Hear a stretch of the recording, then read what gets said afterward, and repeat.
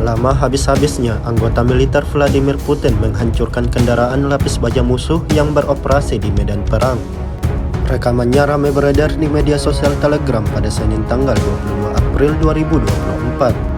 Tepatnya di wilayah Yuzhodonetsk, kendaraan lapis baja Ukraina yang sedang beroperasi ditembak jatuh oleh pilot drone dari Brigade Pasukan Khusus ke-14 Angkatan Bersenjata Rusia.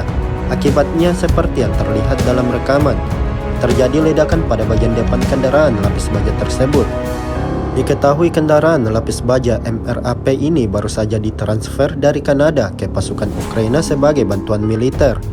Sejauh ini belum ada konfirmasi terkait jumlah korban jiwa atas insiden ini. Video ini viral dan dibanjiri beragam komentar dari warganet.